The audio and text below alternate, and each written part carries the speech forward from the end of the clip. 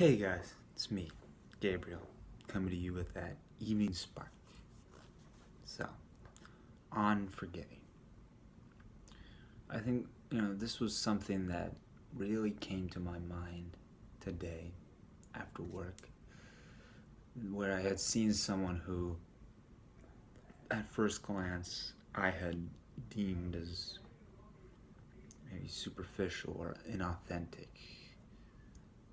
being only able to convey the outer shell of who they are, and that that's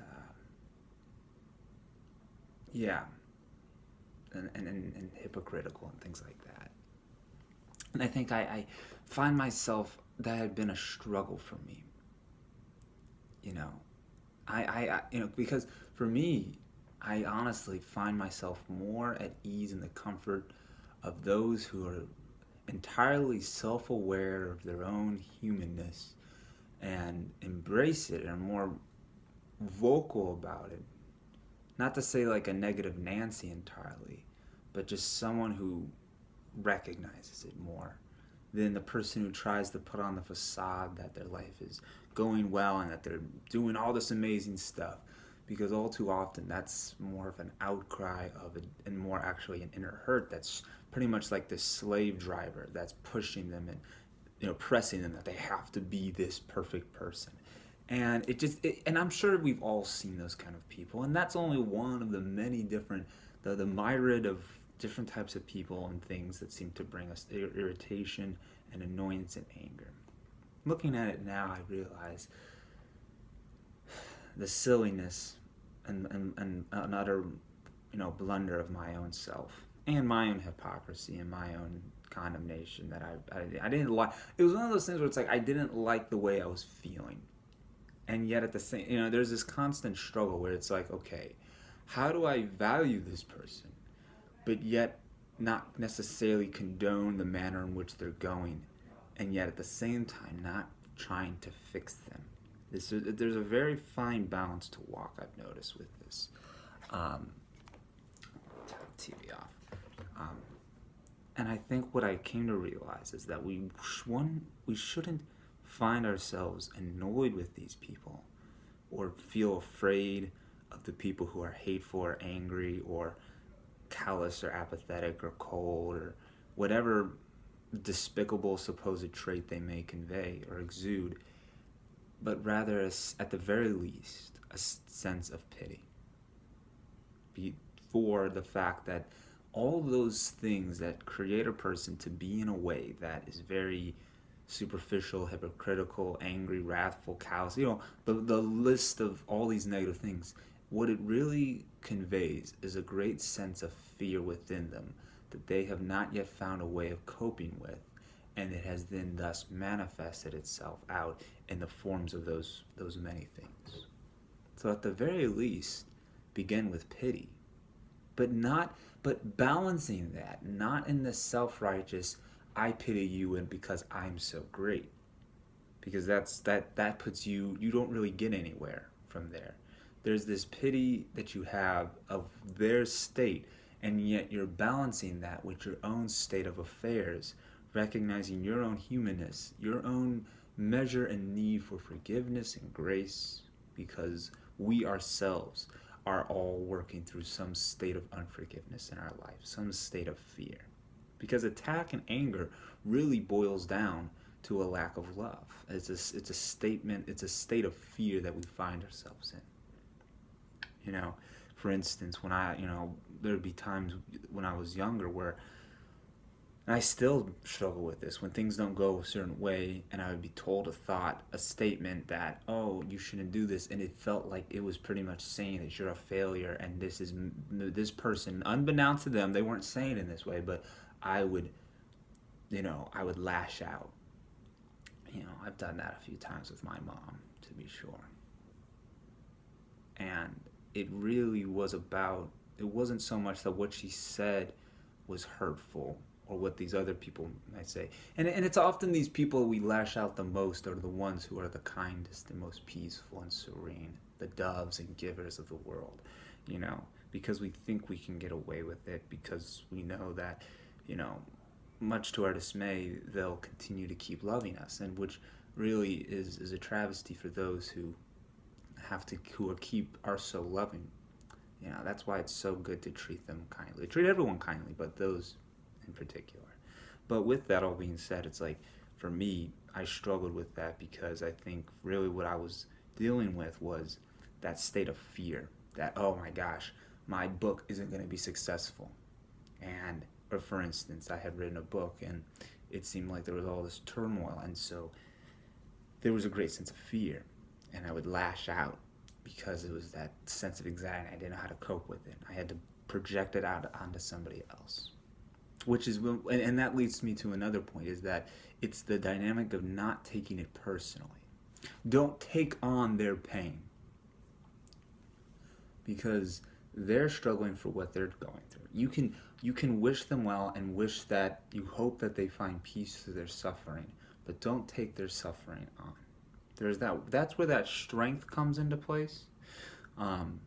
Because here's the thing, the truly strong would not need to attack. Think about it. If you were immeasurably invincible and somebody came, running and attacking you, would you really be angry? If they could do literally nothing, resting in your invulnerability of the Christ within you. See, if people really recognize their Christ within them, if we ourselves, if we were to truly recognize the Christ within us, there would be no legitimate foundation for which to be angry or attack or sad or things of this nature, because we would recognize the depth of the Christ within us. And there wouldn't be that need to feel deprived because we could rest in that abundance. And so that's one of those things where you can, and so you can give that forgiveness because you can recognize there's that sense of humanness. There's that dynamic that we need ourselves, that there are things that we ourselves are struggling with, and that we need patience and forgiveness in our things. And that there was no doubt a time when we acted in the manner for which we are supposedly judging them for. There was a time when we were callous or apathetic or cold or angry or ruining, relationships when we could have taken a better route, when we were hypocritical. I think that is a balancer. I think that's an equalizer, because it shows that where I don't feel that the way you're going is the best for you, I can be compassionate because I know that it's what's going, that I've been through that as well, and that I need to extend that grace in the measure for which I know I need it as well. Because that's how we really heal. Because if you think, oh, I don't need forgiveness in anything, well, obviously you do, because you're here. So then you're delaying the process of healing that could take place. And it's not to make ourselves feel terrible, like, oh, we're also these horrible people. I think it's more of a recognition and a reconciliation of our humanness, our faults, our errors, where we have erred, where we have gone astray. And so from that state of not beating ourselves up over it either, that from that state of weakness, finding strength through our humanness. God says, it's stated that through your weakness, you are made perfect. We are perfected through our weakness. When his apostles asked Jesus about the blind man, they asked, did he sin or did his parents sin? But Jesus said neither, but that the glory of God may be seen through him. And I think that glory of God is that forgiveness. It's that peace that we can offer others. That no longer are we needing to feel like we need to compare and compete with everybody, sizing everybody up, condemning others with the hammer of judgment. We can lay all that down. And from the laying down of our arms, we can finally be able to embrace one another in compassion and peace and kindness. And that when you can look at someone and not feel like you need to size them up, but that you can regard them lovingly, because you can recognize that cold way that they're about is from something that has been affecting their life in a long way.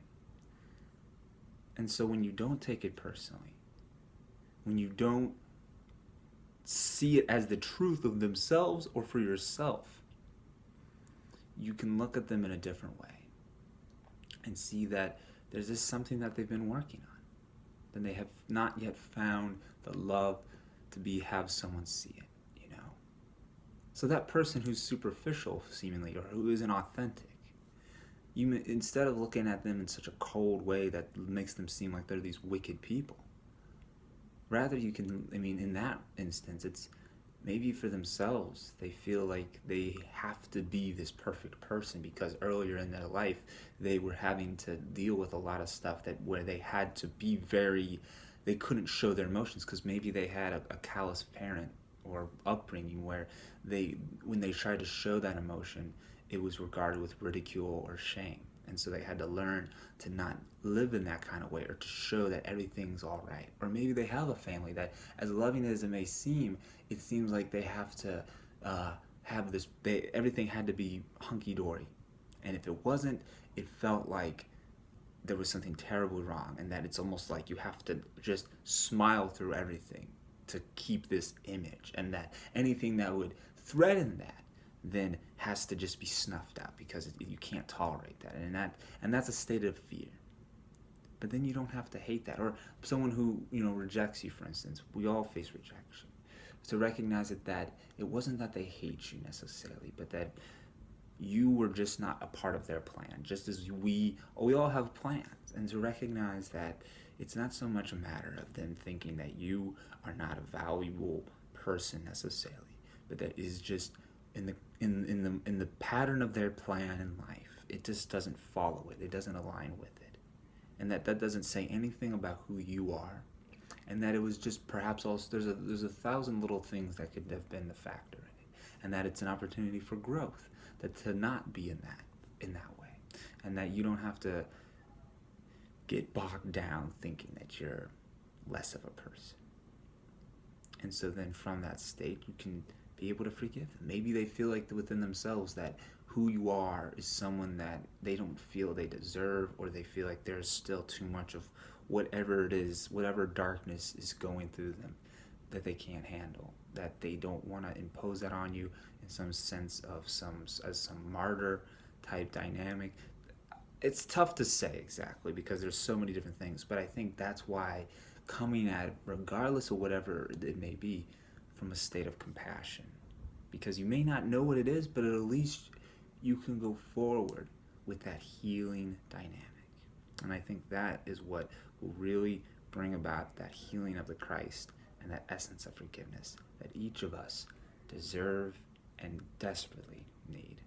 So we'll end it there, and I hope you guys have a blessed night, and I hope this has helped bring you some sense of healing, to be able to not get so riled up or roughed up by the way others may be in your life, and to be able to see them in a new light, and to be able to give them, go from, to move away from anger and frustration and condemnation to pity and empathy, and ending with compassion and peace and love and forgiveness, leading that way. Giving flight to forgiveness.